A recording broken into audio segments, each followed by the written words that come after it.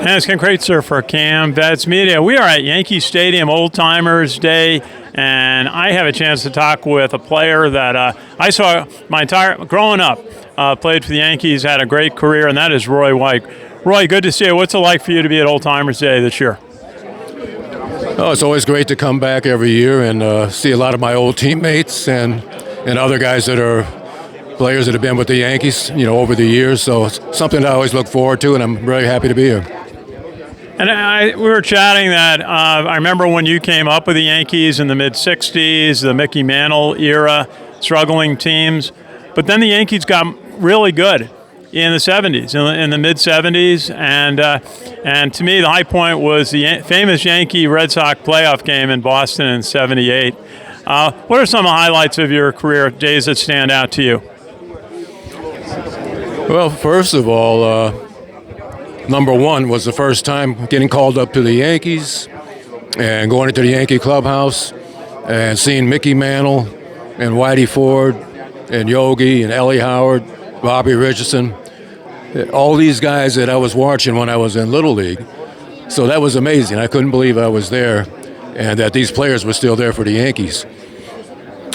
Secondarily, getting my first hit when I got called up, it was a doubleheader that day against the Baltimore Orioles, and I got the pinch hit off of Dave McNally for the Orioles. And in an 0-2 count, I got a base hit up the middle. I started the second game, got 2 hits and scored a run. After I scored the second run, I was coming into the dugout, and Mickey Mantle looked at me and said, "Hey, kid, it's nothing to this game, is it?" But the biggest home run I ever had was against the Red Sox, and that was in '77. And they came in with a 5-game lead, and in the bottom of the ninth, we were losing by 2 runs. I think it was 5-3. Willie Randolph got on with a triple, and Bill Campbell was pitching, and I hit the first pitch out to tie the game. And we won it in extra innings, and we ended up sweeping the Red Sox, and that was kind of a turning point in the season for us. Very good. And Roy, we work with a lot of military veterans and talk to them about their transition from the military to civilian life.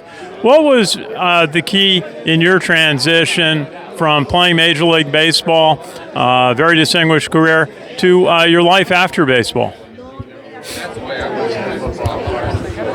First of all, I spent some time in the military. I was in the Army Reserves, and I did my active duty for 6 months at Fort Dix. And for a couple of years, I had to go to meetings during the season, like on a weekend. So I probably missed 15 or 20 games during those 2 years that I was going to the military meetings.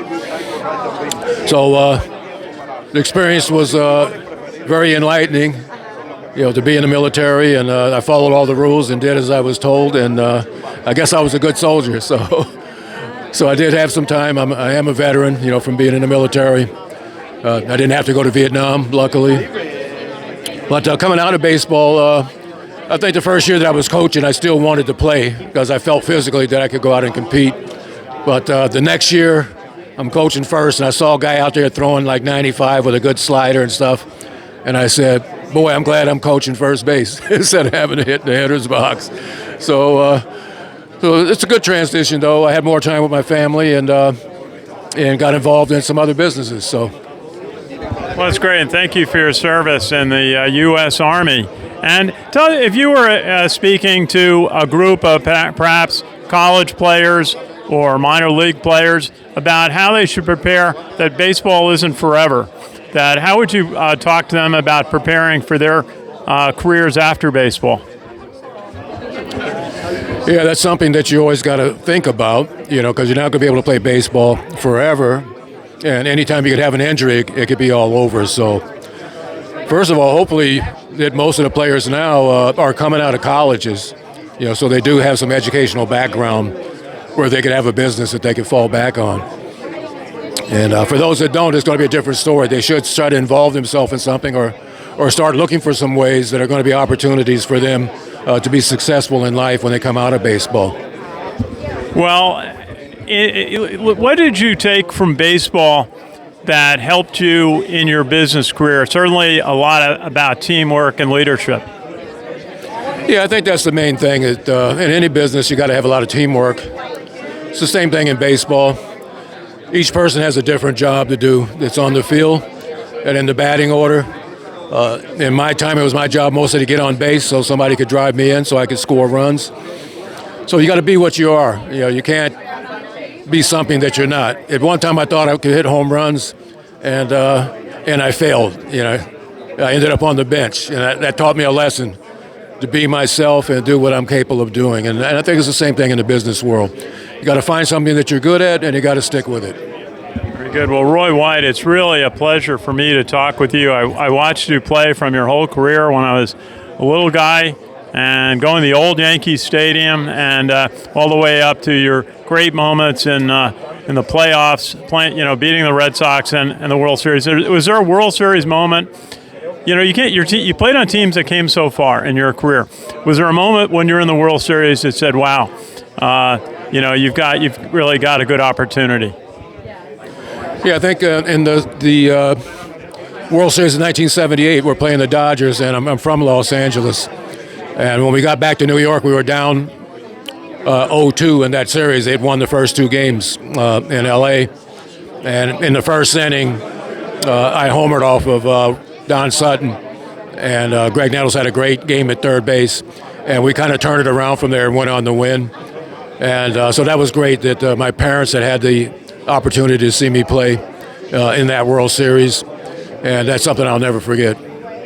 Well, Roy White, just a pleasure for me to talk with you, meet you, and hear about what is it like to after baseball. And you had some good points for us. Any final thought for us today? Well, basically, I'm taking it easy now. I'm not involved in any business or anything. But I wrote a book last year that was out during the summer, and it was called Roy White from Compton to the Bronx, because I grew up in Compton, California. And we did pretty well with it, and a lot of people that read the book came up to me and said it's one of the best books that they read, that they really enjoyed some of the trials and tribulations that I went through in order to get up to the big leagues. Well, we will promote it, and I look forward to reading that. Roy White, great to see you here at Yankee Stadium Old Timers Day 2024. All right, thanks for having me. Thank you, sir. This is Ken Kreitzer for Cam Vets Media at Yankee Stadium.